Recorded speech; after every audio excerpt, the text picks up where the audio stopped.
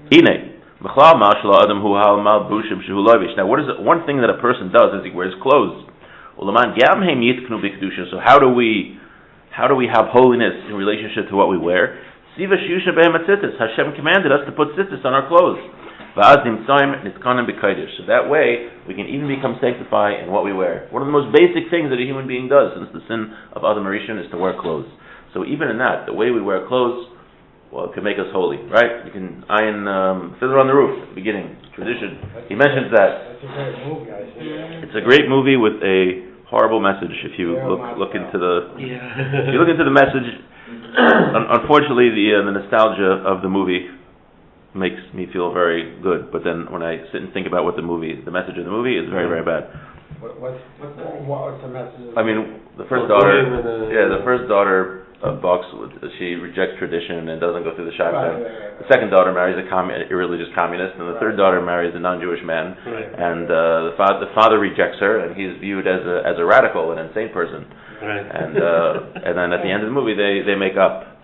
And they also portray tradition. Like the whole movie portrays Yiddishkeit. It's like a tradition we do. Like the Chinese have their traditions, and we have our traditions. Like it doesn't mean anything. It's just a tradition. That's not true. It's the opposite. Everything that we do in Yiddishkeit has a meaning to bring us close to Hashem. In the movie, it's just like, oh, this is tradition. It doesn't really matter. In fact, and Tevi at one point in the movie goes, how did these traditions get started? I tell you, I don't know. What do you mean? It says in the Torah. That's how you get close to Hashem. We just literally read it, right? In the movie, he's talking about tzitzis. Why we don't read tzitzis? Why you wear tzitzis? He says he doesn't know. You just read it. Literally, it's in the Torah. And in the whole movie, Tevi is claiming he reads the Torah, right? As the good book says, Amar.